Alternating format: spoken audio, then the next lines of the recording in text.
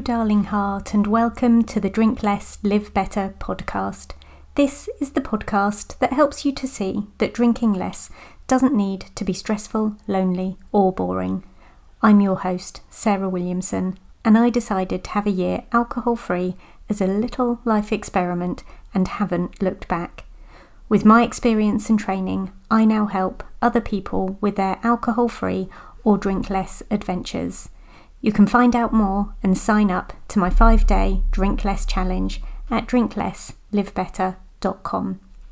I'm here to tell you that you can relax, connect, and have fun without alcohol in your life. Join me here each week to find out how. Letting it all settle. To settle as a verb. Settling is to solve a problem or perhaps an argument. Maybe to settle is to decide and arrange. How about settling down, to live or to be somewhere, either permanently or for the foreseeable future? If you settle yourself somewhere, do you make yourself comfortable? If something settles, or you settle it, sinks down slowly, stops moving, or becomes still and may be peaceful.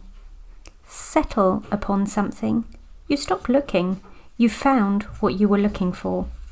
I love the idea of a jar of water scooped up from the side of the pond or lake. We pop the lid on the jar and give it a really good shake. There's water, of course, but there is sand, silt, earth, grit, weed, and it all swirls around in a murky vacuum. If we pop the jar on the side and then come back to it many hours later, when all the movement has stopped, when it has settled, what do we notice? The water is clear. The silt, grit, sand has moved to the bottom. Perhaps the weed sits on top of the matter, or perhaps it floats, but we can see very clearly the different parts for what they are. Everything has settled. Let it settle. Let it settle. What needs settling for you today? Where do you feel like a jar of shaken pond water? Are you in conflict? Do you have two opposing thoughts in your mind right now? And are you struggling to see the place of balance? I get it. I understand. Some of this stuff makes your brain ache. It is hard. However, the more we chat about it, the more we educate ourselves, the clearer the pond water and our brains become. Read, listen, watch. Use resources that feel good to you.